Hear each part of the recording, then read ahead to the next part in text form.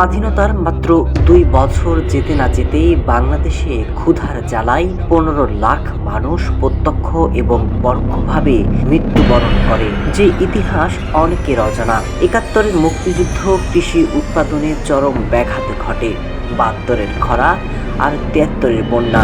এর সাথে যোগ হয় মধ্যপ্রাচ্যের যুদ্ধ, জ্বালানি সংকট, অর্থনৈতিকভাবে ভেঙে পড়ে সদ্য স্বাধীন দেশটি। এর মধ্যে শুরু হয় বাংলাদেশ বিরোধী ষড়যন্ত্র। এর প্রভাবেই দেখা দেয় দুর্ভিক্ষ। ওই দুর্ভিক্ষ ছিল মানবসৃষ্ট। তৎকালীন বাংলাদেশ আওয়ামী লীগ সরকার এবং মার্কিন প্রশাসন মতবিরোধের কারণে খাদ্য সহায়তা বন্ধ হয়ে যায়। বলা হয় চক্রান্ত করে খাদ্য সহায়তা বন্ধ করে দেয় আমেরিকা। সেই সাথে সরকারের দুর্নীতি, রাজনৈতিক অব্যবস্থাপনা, বাজার নিয়ন্ত্রণে ব্যর্থতা এবং বৈশ্বিক অর্থনৈতিক চ্যালেঞ্জ। 52 বছর পর বাংলাদেশে আবারও সেই দৃশ্যের সামনে দাঁড়িয়ে।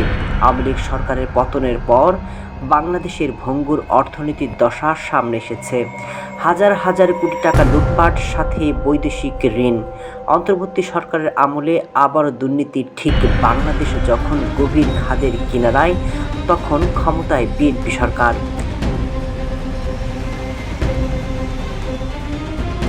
মধ্যপ্রাচ্যে যুদ্ধের দামামা ঠিক সেই 73 সালে আরব ইসরায়েল যুদ্ধে যেমন জ্বালানি খাত ভেঙে পড়েছিল, তেমনই যোগ হয়েছিল সরকারের দুর্নীতি। 52 বছর পর সেই একই চিত্র। এ যেন মিরাকেল। এবার ইরান ইসরায়েল যুদ্ধে জ্বালানি সংকটে দেশ। বন্ধ হচ্ছে শিক্ষা প্রতিষ্ঠান, শিল্প কারখানা, তেলের জন্য হাহাকার।